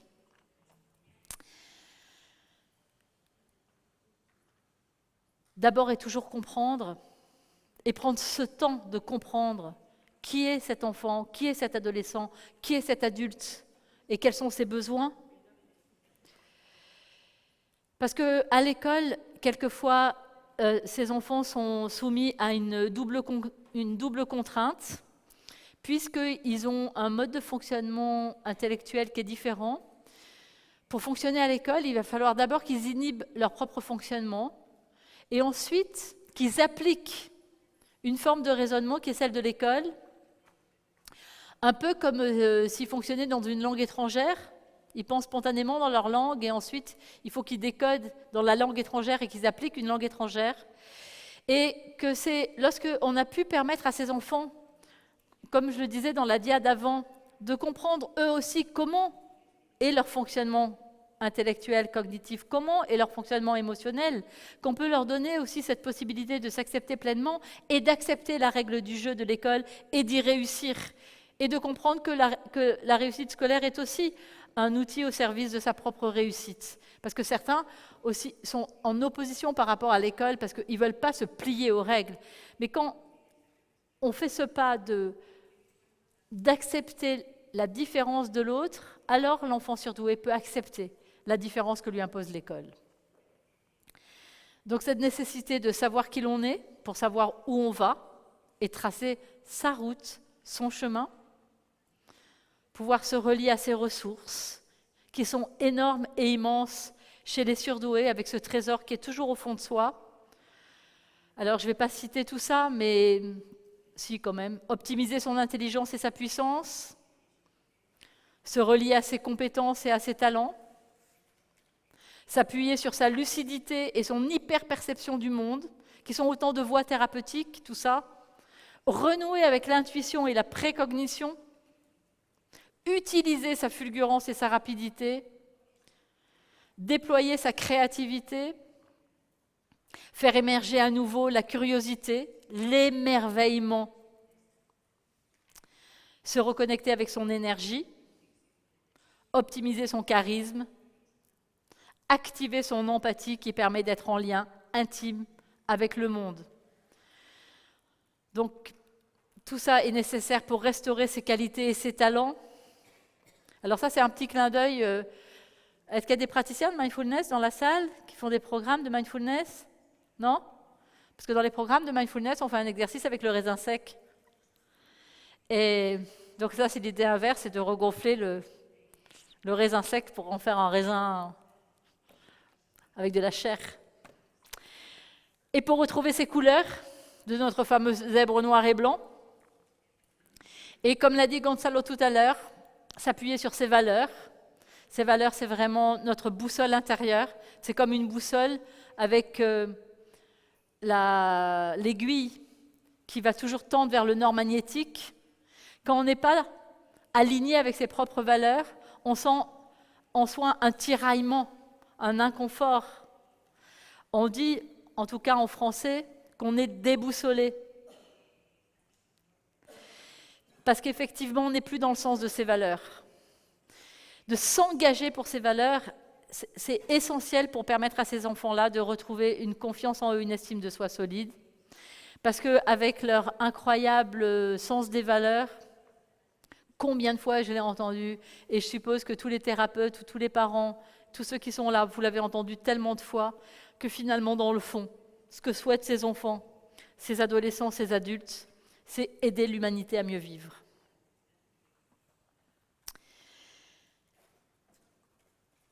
Être qui on est profondément, pour vivre la vie dans laquelle on se sent bien, et se souvenir aussi, bien sûr, qu'être adulte, c'est prendre par la main l'enfant qu'on a été.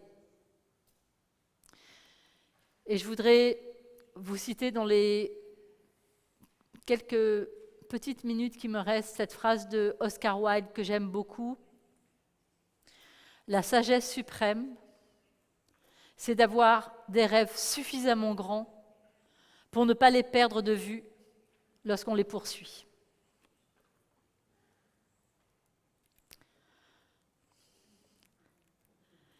Et je pourrais conclure avec cette idée, on a parlé ce matin de QI et que ce n'était pas le plus important, et je suis tellement d'accord. Mais alors le QI, comment vous dites en espagnol? Ah, vous ne dites pas QI. Alors c'est plus compliqué à comprendre ce jeu de mots-là pour vous, parce que ce n'est pas votre terminologie. Mais dire que finalement le QI, qui en français veut dire quotient intellectuel, comme en anglais, mais à l'envers, on pourrait dire que c'est une qualité intime. Je vous remercie beaucoup de votre attention. Merci.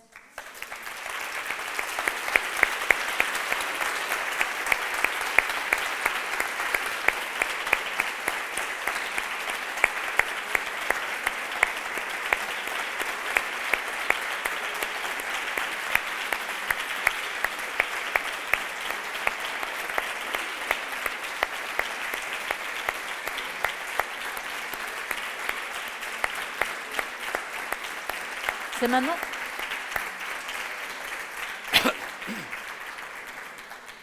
Merci beaucoup, vos applaudissements me touchent, ça remplit mon vase d'ocytocine, d'endorphine, de dopamine, donc merci pour mon organisme, ça fait du bien. Ahora tenemos unos minutos de preguntas. C'est maintenant qu'il me faut le casque, non?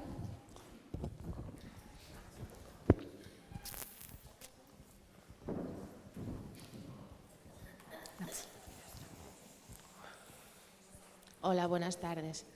Attendez. Espera. Ça va. Hola, buenas tardes. Oui. Hola. Je ne sais pas qui parle et où. Aquí. Et vous pouvez vous lever, s'il vous plaît? Sí. Merci. Me da un poco de vergüenza, pero bueno. Lo primero quería decirle a Jan que estuve... Respirez, centrez-vous. Sentez vos pieds. Sí. Prenez juste un instant pour vous relier à la sensation de votre trac, de votre stress, et de sentir le sol sous vos pieds. Je vous écoute. Lo primero quería decirle a Jan que puede estar muy tranquila porque la traductora es fabulosa. No sé si será superdotada. ¿Eh?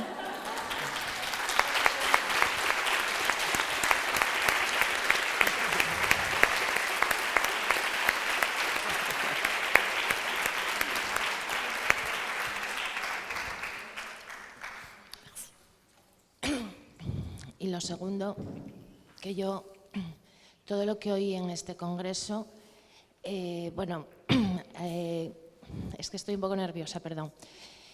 Este congreso fue maravilloso, a mí me abrió me dio mucha luz, me hizo comprender muchas cosas sobre mí misma, sobre mis hijos y sobre mis hermanos. Y quería hablar concretamente sobre este problema de la hipersensibilidad y de la cabeza, como decía Carmen Chacón, como un molinete. Eso parece una tontería, pero trae muchos problemas de adaptación en la vida. Porque, por ejemplo, si tú tienes 16 años y la cabeza no te para de funcionar y te funciona más a partir de las 12 de la noche, y a la 1 de la mañana te levantas a escribir cuando tienes que levantarte a las 7 de la mañana para ir a clase y estás escribiendo desde la 1 de la mañana hasta las 5, me explico, ¿no? A las 5 te duermes y a las 7 te levanta tu madre, pues eso te produce una inadaptación con respecto a la vida que hace la gente normal, que la gente normal lo que hace es dormir y luego tener una actividad normal a lo largo del día, ¿no? Esa cabeza que no para a mí me provocó mucho sufrimiento a lo largo de mi vida y me lo sigue provocando porque me produce, me cuesta trabajo adaptarme a la vida normal, porque además es por la noche cuando la cabeza me explota, ¿no? Y por la noche quiero dedicarme a todas esas aficiones que tengo y, claro, lo que tengo que hacer es levantarme a las 7 de la mañana, ir a trabajar y coger el coche 45 kilómetros y luego dar clase durante 6 horas. Y a mí eso me provoca mucho agotamiento y mucho sufrimiento. Eso lo viví también en gente de mi familia. O sea que no es ninguna tontería. Y respecto a la hipersensibilidad, también provoca problemas. Porque cuando eres adolescente y tienes un grupo de amigas y hay una chica que se acopla al grupo y tú estás viendo que es una auténtica cabrona, perdón, y lo ves antes que nadie y a las demás les cuesta 2 meses darse cuenta de ello y tú estás incómoda en ese grupo porque esa persona sabes que quiere perjudicar de alguna manera al grupo o a alguien del grupo, pues esas cosas también te hacen sufrir mucho. Y bueno, podría decir muchísimas cosas más. Respecto a la hipersensibilidad, tú entras en un autobús y estás oliendo a un señor que no se duchó, que está en el otro extremo del autobús. O, en fin, que hay muchas cosas que la hipersensibilidad provoca también. También es verdad que cuando vas por el campo todo te parece maravilloso, se te pone la carne de gallina y te dan ganas de llorar, pero también la hipersensibilidad, tú eres consciente de cosas muy desagradables, muy desagradables que a los demás les pasan desapercibidos. Y bueno, nada más. Quería decir que tengo un hijo que es superdotado y tiene muchos problemas y nada más, que vine aquí por mi hijo para enterarme de lo que es la superdotación, porque nunca lo supe hasta hace una temporada que me empecé a interesar por ello, a pesar de que yo sabía que lo era yo y mis hermanos también, porque nos habían hecho pruebas. Y yo solo sé que vi a mis hermanos sufrir, que yo sufrí bastante y que veo a uno de mis hijos sufrir. Quiero decir que la superdotación tiene una parte positiva, pero tiene partes también, a veces desearía ser normal como los demás, porque cuando estás trabajando en un claustro de profesores y te está pareciendo que todos dicen tonterías, pues eso te hace sentirte muy mal. No sé si me explico. Merci. Muy bien, muchas gracias. Merci beaucoup pour votre courage de vous être levé à ma demande. Merci d'avoir vous êtes confronté à votre timidité pour ce témoignage très touchant et qui effectivement revisite ce que je viens de vous exposer à travers votre expérience. Donc oui, bien sûr, je crois que je comprends ce que vous dites pour l'avoir entendu souvent. Et je sais combien ça peut être parfois difficile et quelquefois douloureux, et comme vous l'avez dit aussi, fatigant. Mais je voudrais attirer l'attention sur... Alors, je ne vais pas rentrer dans une consultation publique avec vous, bien sûr, mais parce que je ne connais pas votre contexte de vie, mais vous évoquez quelque chose de très général, donc ça me permet de répondre à tout le monde à travers votre témoignage. C'est qu'il y a deux choses. Vous dites, par exemple, que la nuit, vous avez besoin d'écrire, vous allez vous relever, et puis que finalement, il va être 2h du matin, et puis le matin, il faut partir tôt. No, es un ejemplo, es un ejemplo. Ah, c'est un exemple. Mais, alors, c'est un exemple, alors, c'est mieux de parler de son expérience, parce que l'exemple, il est important quand même, parce que quelquefois, on est fatigué, parce que les autres vous disent, mais en fonctionnant comme ça, tu dois être très fatigué. Et on finit par être rattrapé par la pensée des autres qui considèrent que d'avoir ce fonctionnement-là, de se relever la nuit, d'aller écrire, de se recoucher, de dormir pas beaucoup, ça va être fatigant. Et quelquefois, pour un certain nombre de surdoués, ce n'est pas fatigant en vrai, dans leur corps. Ils finissent par se le dire dans leur tête. Et ils finissent par devenir surdoués parce qu'ils fatigués, parce qu'ils se le disent dans leur tête. Et j'attire vraiment votre attention là-dessus, parce qu'on est tout le temps rattrapé par le mode de fonctionnement habituel du monde. Et quand on vous dit, oui, mais oh là là, mais avec la vie que tu as, vous voyez, j'ai posté, je vais vous raconter une rien, de ma vie. Je ne fais jamais en conférence parce que je suis en Espagne, alors je me lâche. J'ai posté sur Facebook tout à l'heure, parce que je suis très heureuse d'être ici, et je suis très touchée que l'association m'ait invitée, que Maria m'ait proposé d'intervenir. Vraiment, je suis très touchée. Et donc, j'ai fait un peu ma fière. Et comme aujourd'hui, il y a quand même un mur d'exposition pour raconter sa vie, j'ai posté sur Facebook tout à l'heure que j'étais ici, que j'intervenais avec Linda Silverman, et que quand même c'était formidable. Et donc vraiment un truc inutile. Et alors, j'ai eu 2 commentaires sur ma page Facebook, 2 personnes qui hier, j'intervenais dans un congrès à Marseille, et qui me disent « Oh là là, mais vous devez être tellement fatigué, parce que hier vous étiez à Marseille, maintenant vous êtes dans le nord de l'Espagne à faire encore un congrès. » Et plusieurs commentaires. Et alors je me suis dit « Ah oui, c'est vrai, ça doit être fatigant. Est-ce que je suis fatiguée ?» Oh ben non. Mais en fait, on est tout le temps rattrapé par le fonctionnement des autres. Et ça aussi, il faut être très attentif à ça. C'est pour ça qu'une fois encore, toutes ces pratiques qui permettent, avec le corps, d'être vraiment au clair avec ce que soi-même on ressent, avec ce que soi-même on pense, avec ce que soi-même on éprouve, sont vraiment les voies de l'accompagnement à privilégier entre toutes, vraiment. Et ensuite, tout l'enjeu de cette transformation de ce qui peut quelquefois faire souffrir en force de vie, c'est justement s'appuyer sur tous les points de force qu'il y a à l'intérieur de ces points de souffrance. Parce que bien sûr qu'ils y sont, et c'est un peu le principe de la psychologie positive. C'est-à-dire qu'on peut être dans l'archéologie de la souffrance et passer les journées comme dans un jardin, à être à 4 pattes et à gratter pour enlever les mauvaises herbes. Et vous savez comme moi, enfin plus que moi, parce que moi je ne connais rien en jardin, que les mauvaises herbes, ça pousse toujours de façon très coriace. Et que pour pas qu'elle pousse, il faut être tout le temps en train de gratter. Que peut-être l'autre perspective, c'est de planter des belles fleurs, des tournesols magnifiques, qui vont étouffer plus naturellement les mauvaises herbes. Ça ne veut pas dire qu'elles n'existeront plus, mais ça veut dire que le champ sera magnifique et que ça sera moins pesant. C'est-à-dire, c'est faire des bascules. Et la psychologie positive, ça ne veut pas dire je vais bien, tout va bien. C'est pas ça la psychologie positive.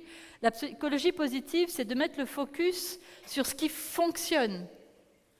Et même quand on ne va pas bien, même quand on va très mal, il y a toujours en nous des choses qui fonctionnent.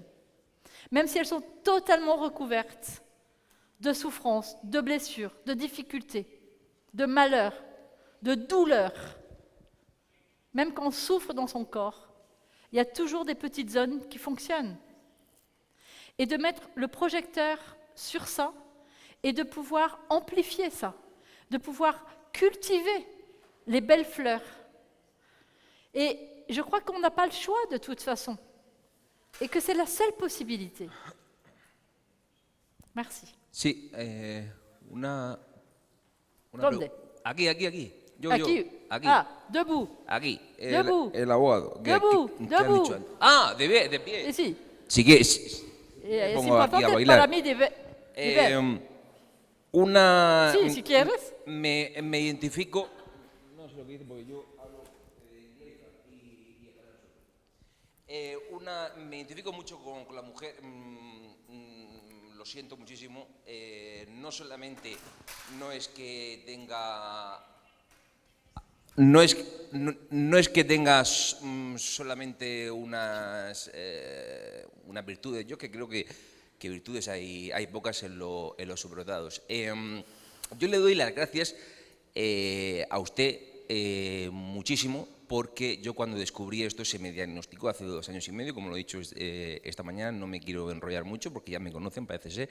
Entonces se me descubrió y yo mandé un correo a Alicia, la presidenta Rodríguez, a Alicia, la presidenta de la Asociación de Altas Capacidades en España, y me dijo, lee el libro Demasiado inteligente para ser feliz, de la psicóloga francesa Jan.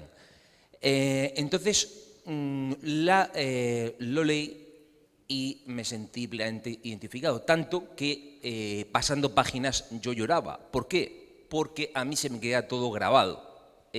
Yo puedo decirle pues hasta qué camisa llevaba un amigo mío hace 2 meses y lo que me dijo exactamente y en qué momento, y cuando leo y estudio se me queda grabado todas las cuando estaba en la carrera con 18 años, 19 años, yo terminé Derecho enseguida con 21 años y demás, con todos mis problemas que tenía. Yo he ido a logopedas, he ido a cardiólogos por las taquicardias, yo he ido a tal, estudiaba y se me quedaba todo grabado.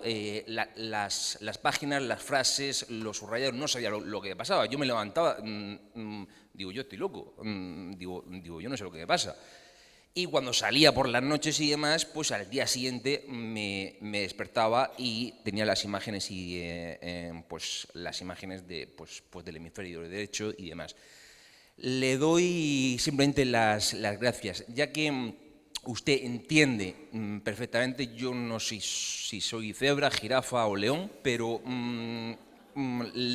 yo le doy las gracias, muchísimas gracias. Creo que entre Dabrowski y usted nos ha salvado bastante, pero yo quiero hacer bastante hincapié en lo mismo. La ansiedad, yo tengo, además de su libro, que tengo 2 o 3 y he regalado a algunos también, tengo también el suyo de la meditación, el suyo que lo leo, lo intento practicar, pero es como jugar a los dados. No, c'est pas compliqué. Es muy complicado. Sé que usted dice, la meditación la puede hacer en cualquier lugar, puede hacerlo hasta en el autobús, simplemente concentrarse en la relajación, en una parte del cuerpo, simplemente eso, o caminar y demás. es muy difícil cuando la mente va a 1000 por hora, cuando tienes imágenes y el procesamiento es, algunos dicen a 130, no, a 130 irán algunos, yo voy a 1000. Yo comento delito por la circulación. Entonces, pues, de la velocidad que voy. Entonces, ¿cómo además de la meditación, cómo llevar a cabo eso? Porque sé que no hay ninguna pastilla que pare de pensar, ni lo de las imágenes, ni nada. Si se puede. Y perdón por el rollo. Muchas gracias, señora. Merci beaucoup.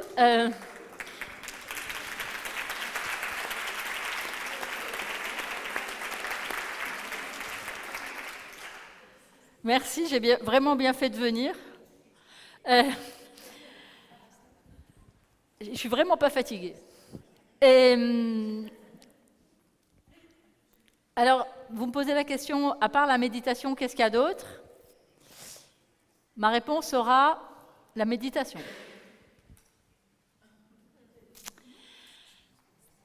Parce que, très sincèrement, il y a beaucoup d'autres techniques, on en a parlé ce matin, de pratiques, j'aime pas cette notion de technique, il n'y a pas de boîte à outils. C'est pas magique la méditation. Et la méditation de pleine conscience, cette forme de méditation, qui est une méditation qui est non spirituelle, laïque, contemporaine, dynamique, qui ne s'inscrit dans aucun mouvement religieux, qui est vraiment une pratique d'entraînement de l'attention, justement pour pouvoir se poser et dégager l'espace. Ça ne veut pas dire qu'on va arrêter le cerveau, parce que de toute façon, on ne peut pas arrêter le cerveau. Si, on peut avaler des tas de cachets ou on peut mourir, parce que ça marche assez bien pour arrêter le cerveau. Hein, et c'est une option qui est très souvent une option envisagée par les surdoués, et je suis sûre, que vous y avez pensé 1000 fois.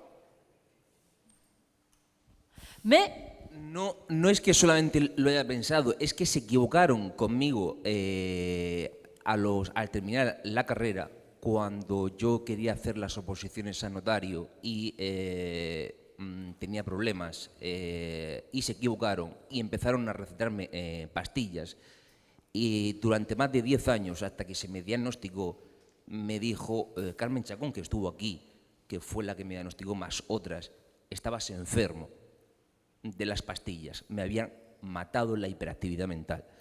Dormía más de 13 horas al día o 14 horas al día, cuando ahora duermo menos que, pues no sé, que los cangrejos. Entonces, me habían matado todo.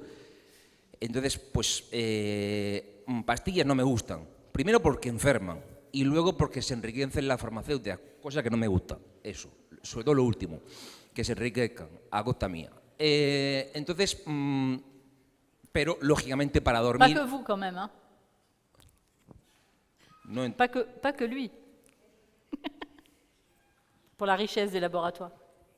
Se enriquecen y eso. Entonces, yo sé que no hay ninguna pastilla y demás, pero la meditación es muy complicada. Bien sûr. Non, alors je reviens. Alors, ce que je voulais dire, c'est que je reviens sur l'histoire du suicide, parce que je ne veux pas que ça reste comme ça. Souvent, quand on est surdoué, c'est pas du tout qu'on a envie de mourir, mais c'est que moi j'ai beaucoup entendu dans mon cabinet des personnes qui disent, enfin les adolescents et les adultes, pas les petits-enfants, mais les adolescents et les adultes qui disent « j'ai pas du tout envie de mourir, mais je ne sais pas comment faire pour vivre ». Donc se sentir dans une impasse. Et effectivement, malheureusement, comme votre expérience à vous, c'est pouvoir se retrouver aussi dans des errances thérapeutiques, diagnostiques, se retrouver avec des diagnostics qui, quelquefois, ne sont pas adaptés, quelquefois sont adaptés. Et ce que j'ai observé, et une fois encore, je serais ravie de partager avec des médecins, des psychologues présents ou des thérapeutes, c'est que moi j'ai observé dans mon expérience que les médicaments, par exemple les somnifères, ou les antidépresseurs ne fonctionnaient pas du tout de la même façon. Je ne sais pas pourquoi, hein. Je n'ai jamais lu de travaux là-dessus. Si vous en avez, je serais ravie de les lire. Mais ne fonctionnent pas du tout pour les surdoués de la même façon. Il y a des effets paradoxaux, des effets attendus qui n'existent pas, des effets non attendus qui arrivent. et que l'ajustement thérapeutique, chimique, avec des médicaments, même quand une personne en a besoin, est souvent très complexe avec les surdoués. Je ne sais pas pourquoi. C'est juste mon observation avec des centaines et des centaines de patients surdoués que j'ai vus depuis longtemps. Et je reviens à la méditation. J'ai aucun intérêt, je ne suis pas une industrie de la méditation. Hein, ce n'est pas comme les laboratoires pharmaceutiques. Je n'ai pas d'intérêt personnel. Mais la méditation, c'est un entraînement. C'est comme un sport. On ne peut pas du jour au lendemain décider d'être un champion du monde de ski. On va s'entraîner. On va mettre les skis. Déjà, c'est compliqué de mettre des skis la première fois. Il faut régler, on tombe parce qu'on ne sait même plus marcher, c'est difficile, et puis on se met sur une pente, et ça glisse, et on tombe, et on se relève, on n'arrive pas à se relever, etc. etc. C'est-à-dire que la méditation, c'est un entraînement. Tout seul, c'est quasiment pas possible. Et ce n'est pas de la relaxation. Donc, tout seul, on peut prendre des CD, on peut essayer, mais on arrive très vite à des limites de ça. Il faut faire un programme. Un programme, c'est les programmes de mindfulness, qui sont des programmes qui existent en Espagne, je suppose, exactement comme partout dans le monde. Ces programmes de mindfulness qui s'appellent en français MBSR, enfin en anglais, pardon, MBSR pour Mindfulness Based Stress Reduction, qui sont des programmes en 8 semaines avec des séances hebdomadaires de 2 heures, 2 heures et demie, et qui sont des entraînements, c'est-à-dire qu'au fur et à mesure des semaines, les pratiques deviennent plus intensives. C'est comme ça qu'on fait de la méditation. On ne peut pas faire tout seul. Il faut faire un programme. Et la méditation de pleine conscience, la mindfulness, est la discipline aujourd'hui dans l'univers de la psychologie qui bénéficie du plus de crédit pour les travaux de recherche, avec des publications scientifiques qui augmentent de façon exponentielle tous les ans. Il y en avait à peu près 10 publiés dans des revues scientifiques en 1980, il y en a plus de 1000 aujourd'hui, et qui ont montré leurs effets dans des domaines extrêmement variés pour l'esprit et pour cette tranquillité-là. Mais avec la méditation, on ne cherche pas à être plus tranquille, on cherche à être relié à soi et à vivre dans l'expérience du moment que l'on vit, plutôt que de le vivre dans sa tête. Parce que surtout les surdoués vivent beaucoup plus avec leur mental, avec leur l'hyperperceptivité et leur analyse constante de l'environnement, que d'être reliés à la sensation du moment présent. Et c'est ça qui donne la tranquillité, qui peut donner la tranquillité, et une fois encore, cet espace de liberté et cette possibilité de se relier à ses ressources. Mais c'est un entraînement. Et alors, bien sûr qu'il y a d'autres pratiques comme l'hypnose, l'auto-hypnose, Linda parlait d'acupuncture, toutes les techniques qui passent par le corps, parce que c'est par le corps que les émotions émergent, et c'est avec le corps que l'on pense. Hein, parce que le corps, ce n'est pas un truc éthéré qui se promène à côté de nous. Hein, c'est du sang, de la chimie, de l'électricité, donc c'est du corps. Donc les techniques corporelles sont essentielles. Mais moi, de mon expérience, la mindfulness s'avère la plus efficace. C'est de l'observation. Mais après, chacun trouve la pratique, le thérapeute qui va l'aider à se sentir le mieux. Il n'y a pas une formule magique. Je n'ai pas de formule magique. J'adorerais, parce que là, je serais riche. En vrai. Bueno, vengo por aquí para interrumpirte. No sé si se me nota que te estoy interrumpiendo. Nuestra maravillosa traductora tiene que marcharse hace 5 minutos. Con lo cual... Ah, puedo hablar español ahora. Con lo cual... Entonces, no problema. No problema.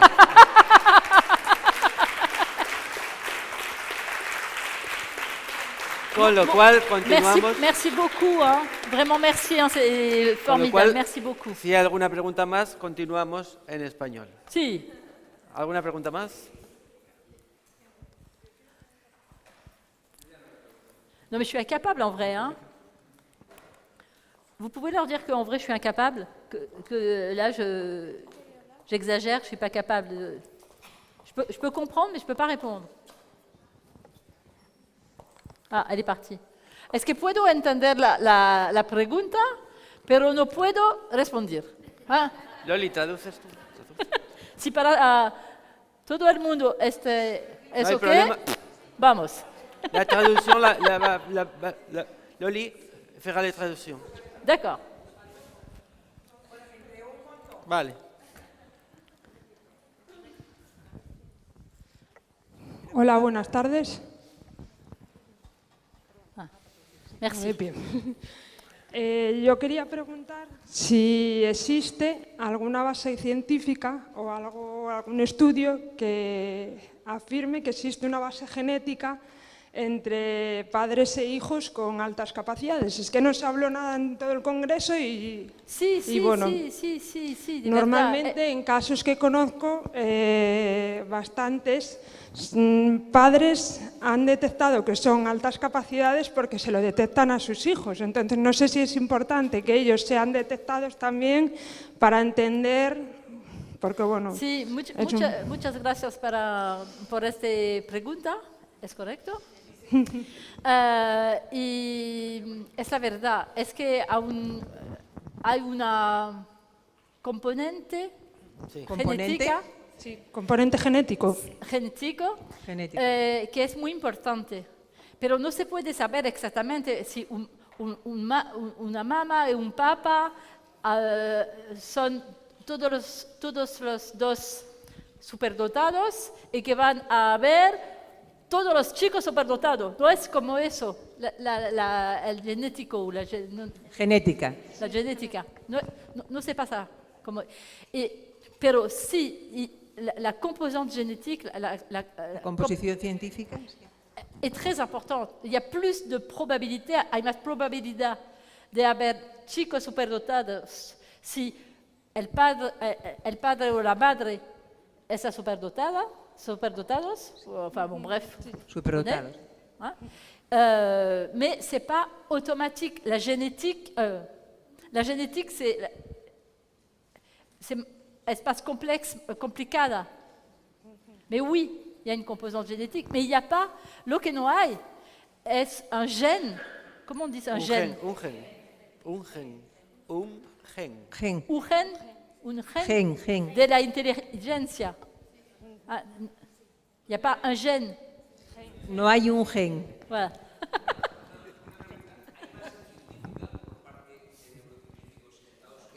Voilà, c'est trop rapide. Rapido.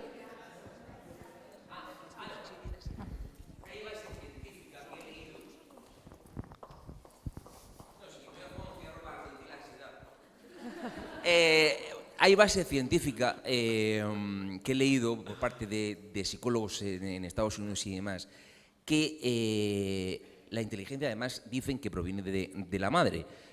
Así que los No, la padres somos tontos. inteligencia no es lo mismo. La inteligencia sí, lo he leído también. Y que proviene ya del embarazo, de las emociones que haya podido gestionar la madre desde el propio embarazo, ya desde la gestación, desde el cerebro, desde el feto, ya se puede desarrollar problemas hasta emocionales y demás. He leído, no sé si será verdad, mentira o no. Yo me voy a fumar un cigarro, me da igual. Perdón, pero no he entendido nada. Pues, He entendido un poco el fetus o la gestación, que, o cualquier cosa como este, pero yo no sé. es que hablo muy rápido.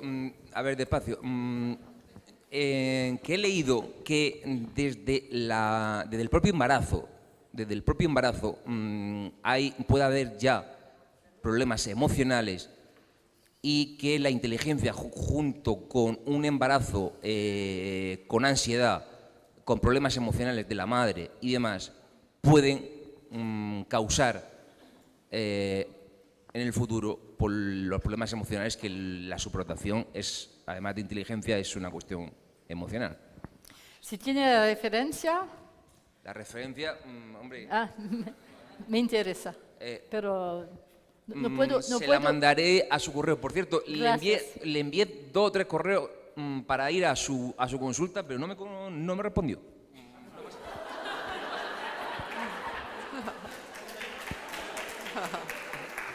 Bueno, ¿alguna otra pregunta? Y se va. Sí, se va. sí. Mira. ¿Alguna otra pregunta antes de hacer el descanso o vamos al descanso ya? Ok. Muy bien, Muchas pues gracias. entonces vamos a ir al descanso. Muchas gracias.